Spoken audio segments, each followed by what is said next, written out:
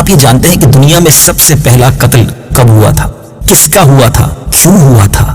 قاتل کون تھا اور مقتول کون تھا؟ یہ سب کچھ قرآن مجید فرقان حمید میں موجود ہے، اور آج قرآن پاک کا یہ واقعہ ہم نے سننا ہے۔ سب سے پہلا قاتل اور سب سے پہلا مقتول، روئے زمین پر سب سے پہلا قاتل قابیل اور سب سے پہلے مقتول حابیل ہیں۔ قابیل و حابیل یہ دونوں حضرت آدم علیہ نبینا علیہ الصلوۃ والسلام کے فرزند ہیں۔ حضرت آدم علیہ الصلوۃ والسلام کی اولاد کا نکاح کا دستور یہ تھا کہ ایک حمل میں ایک لڑکا اور لڑکی جو پیدا ہوتے تھے وہ دوسرے حمل کے لڑکا اور لڑکی سے ان کا نکاح کیا جاتا تھا۔ یعنی حضرت حوا رضی اللہ تعالی عنہا کے یہاں ہر حمل میں، ہر پریگننسی میں ایک لڑکا اور ایک لڑکی پیدا ہوتے تھے، مگر چونکہ وہ ایک ساتھ پیدا ہوتے تھے تو اس دستور کے مطابق ان دونوں کا نکاح ساتھ نہیں ہو سکتا تھا۔ دوسرے حمل میں، دوسری پریگننسی میں جو اولاد پیدا ہوتی تھی لڑکا اور لڑکی، ان کا پہلے حمل والوں سے نکاح ہوتا تھا۔ چونکہ انسانیت کو فروغ دینا تھا، مزید دنیا میں یوں سمجھیے کہ مخلوق کو بڑھانا تھا، تو یہ ایک دستور اس زمانے میں تھا۔ بہرحال اسی دستور کے مطابق حضرت آدم علیہ الصلوۃ والسلام نے قابیل کا نکاح لیبزا سے جو حابیل کے ساتھ پیدا ہوئی تھی کرنا چاہا، مگر قابیل اکلیما سے نکاح کرنا چاہتا تھا جو خود اس کے ساتھ پیدا ہوئی تھی، وہ زیادہ خوبصورت تھی۔ حضرت آدم علیہ الصلوۃ والسلام نے اسے بڑا سمجھایا کہ اکلیما تیرے ساتھ پیدا ہوئی ہے، تمہارا اس کے ساتھ نکاح نہیں ہو سکتا، مگر قابیل اپنی ضد پر اڑا رہا۔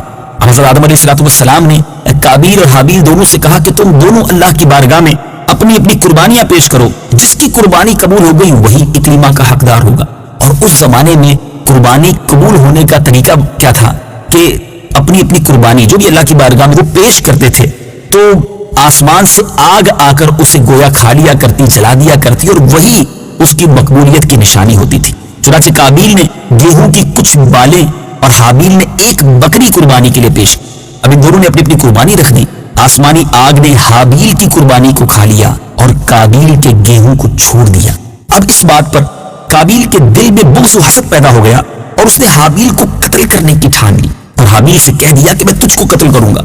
حابیل نے اپنے بھائی سے کہا بھی کہ قربانی قبول کرنا یہ اللہ تعالیٰ کا کام ہے اور وہ متقی بندوں ہی کی قربانی قبول کرتا ہے، اگر تو متقی ہوتا تو تیری قربانی بھی ضرور قبول ہوتی۔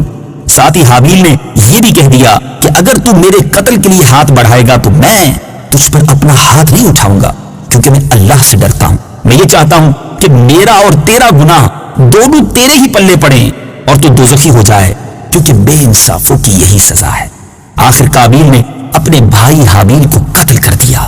بوقت قتل حابیل کی عمر 20 برس کی تھی اور قتل کا یہ حادثہ مکہ مکرمہ میں جبل سور کے پاس یا جبل ہرا کی گھاٹی میں ہوا، اور بعض کا قول یہ ہے کہ بصرہ میں جس جگہ مسجد اعظم بنی ہوئی ہے منگل کے دن یہ سانحہ ہوا۔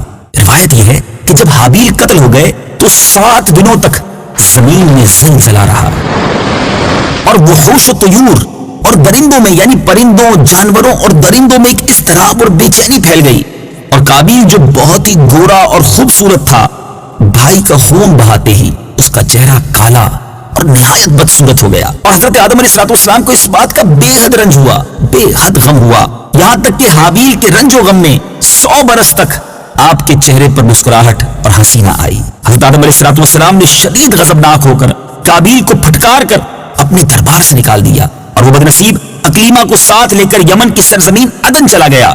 وہاں ابلیس اس کے پاس آ کر کہنے لگا کہ حابیل کی قربانی کو آگ نے اس لیے کھا لیا کہ وہ آگ کی پرستش کرتا تھا، وہ آگ کی پوجا کرتا تھا، لہذا تم بھی آگ کی پرستش کرنا شروع کر دو، تم بھی آگ کو پوجنا شروع کر دو۔ اب قابیل نے گویا آگ کی عبادت کے لیے ایک عبادت گاہ بنائی اور اس نے اس کی پوجا شروع کر دی۔ میٹھے اسلامی بھائیو، یہ دنیا میں پہلا شخص تھا جس نے آگ کی پوجا کرنا شروع کی۔ یہ روئے زمین پر پہلا شخص تھا جس نے اللہ تعالیٰ کی نافرمانی اور سب سے پہلے زمین پر خون ناحق کیا، اور یہ پہلا وہ مجرم ہے جو جہنم میں سب سے پہلے ڈالا جائے گا۔ حدیث پاک میں آتا ہے کہ روئے زمین پر قیامت تک جو بھی خون ناحق ہوگا قابیل اس میں حصہ دار ہوگا، کیونکہ اسی نے سب سے پہلے قتل کا دستور نکالا۔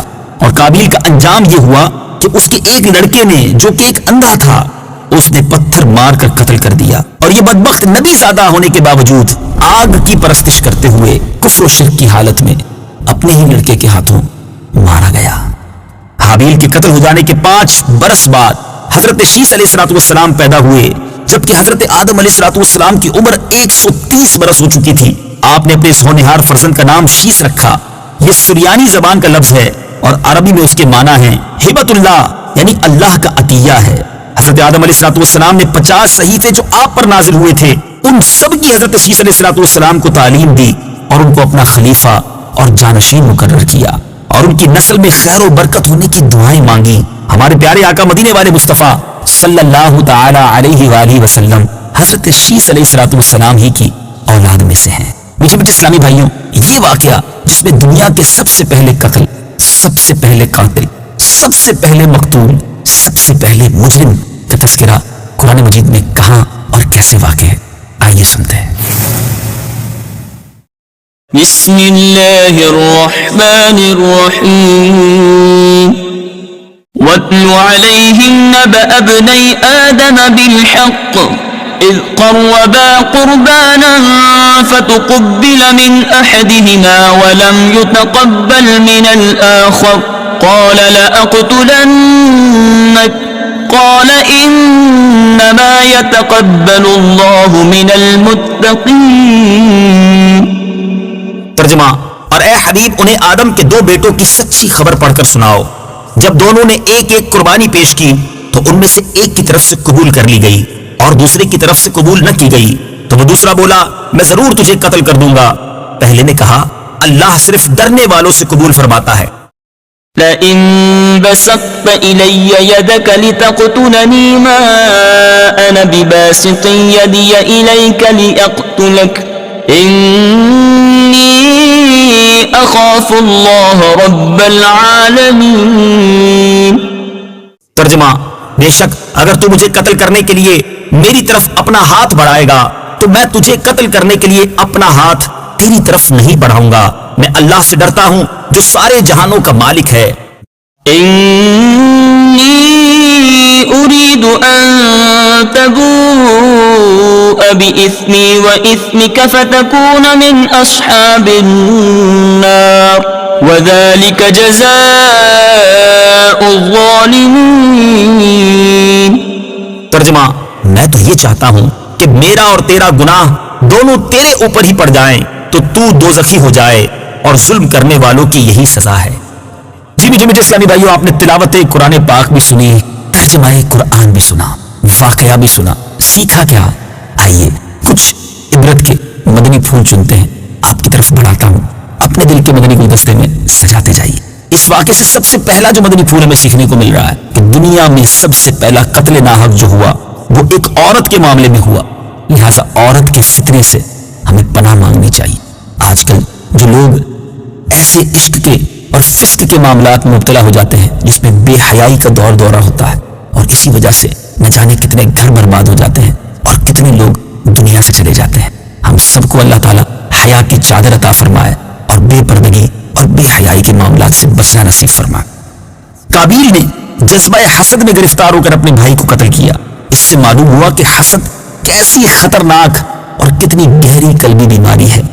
اسی لیے قرآن مجید میں وَمِن شَرِّ حَاسِدٍ إِذَا حَسَدَ فرما کر حکم دیا گیا کہ حاسد کی حسد سے خدا کی پناہ مانگتے رہو. لہٰذا کسی سے حسد نہ کیجیے.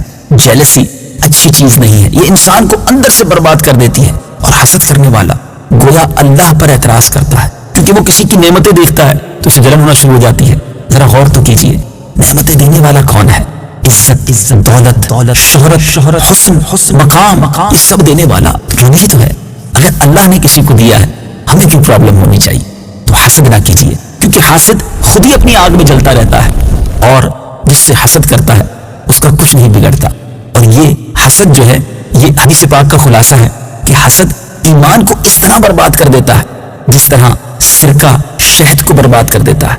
اللہ مجھے بھی اور آپ کو بھی حسد کی بیماری سے محفوظ فرمائے. سب کا بھلا سوچتے رہیے. بزرگ بڑی پیاری بات کہا کرتے تھے، سب کا بھلا سب کی خیر، سب کے بھلے میں اپنی خیر.